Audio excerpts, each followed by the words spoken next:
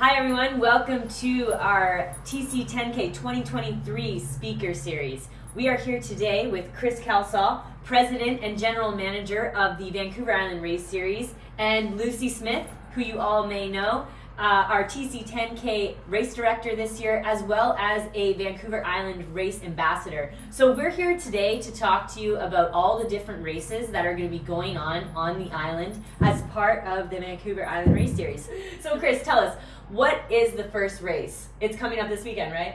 Yeah, Sunday, January 8th, the Harriers Pioneer 8K. It is the 44th running of the event in the 41st running of the series. It's the first race in Canada that's a certified race anywhere. Wow, that's something. Because you know what? Most of Canada, you can't race outside right now. It's snowing in most of Canada. You'd have to wear snowshoes. You have to be careful about the bragging, though. We just had some snow. That's true. So we can get it again. And so, Chris, tell us about some of the other race series. Like, take us through the calendar.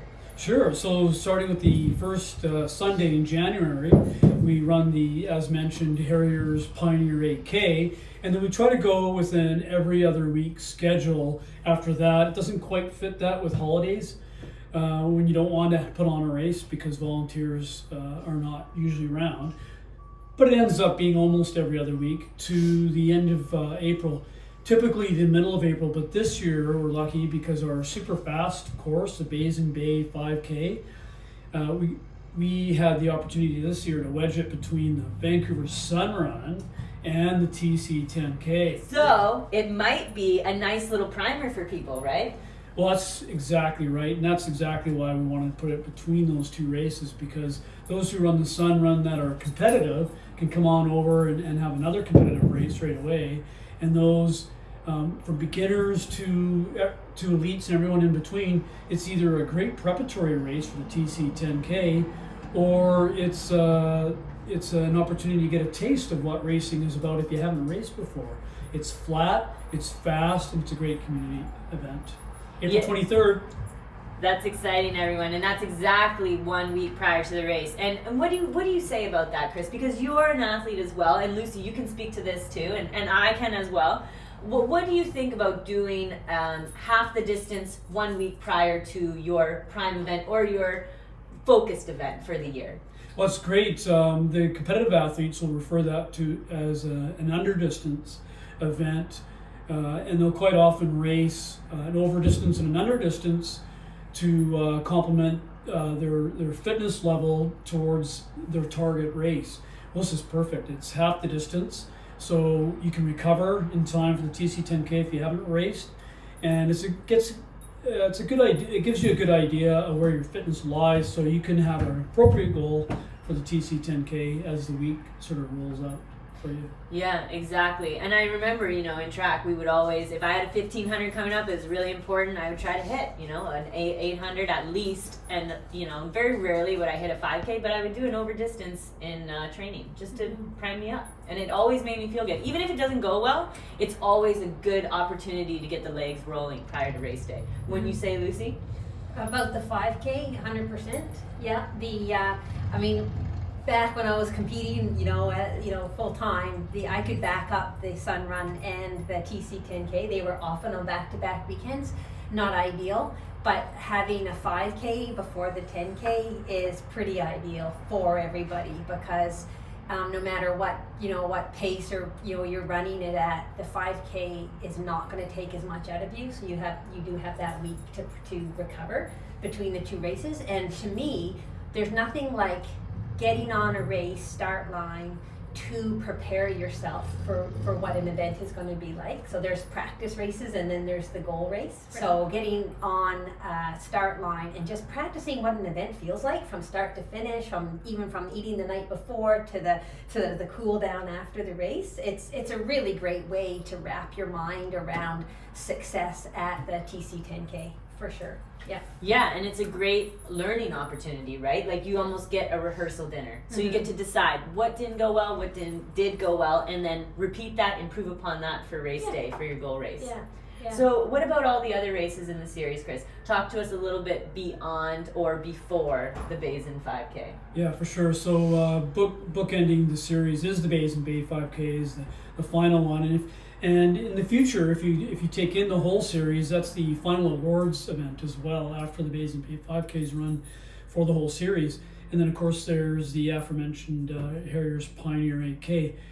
Really good news this year, we have in Port Alberni, we have a change, and it starts and finishes at the National Historic Site, the McLean Mill. So it's called the McLean Mill 10K. And it's the only race not put on by a running club. This series is put on by running clubs in the communities. It's put on by the Chamber of Commerce, but they're super enthusiastic about making it work. It's a beautiful race, and it's worth putting on your calendar. So there's that one. And then the Caldwell Hill 10K, which Lucy really likes a lot. It was already a pretty fast course. It had 3 hills in it and a bit of a downhill start. So it's almost dead flat now. So it might be a little faster, we're hoping, and it's a great community event put on by the CVAX Running Club out of the Cowichan Valley. So that's a great race. And of course we have the Comox Valley Half Marathon in March 19th, I believe.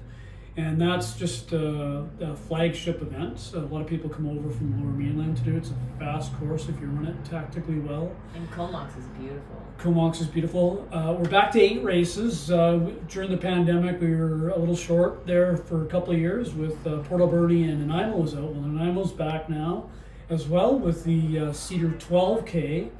And then, of course, we have the Hatley Castle 8K as well, put on by Frontrunners Athletic Club. And that's the only race that isn't fully a road race. It's partially trail, but it's so beautiful in there. You have the Olympic Mountains, the city of Victoria downtown to view, Hatley Castle, and a beautiful forested area. A little bit hilly, but it's a beautiful course. And then there's the West Coast running Souk 10K, and that's a very popular event. And there's rumor there may be beer there at that one. Wow. Yeah. So Lucy, you've done a lot of the events in this series. So what's some advice you could give to people if they're thinking about purchasing the package in a whole?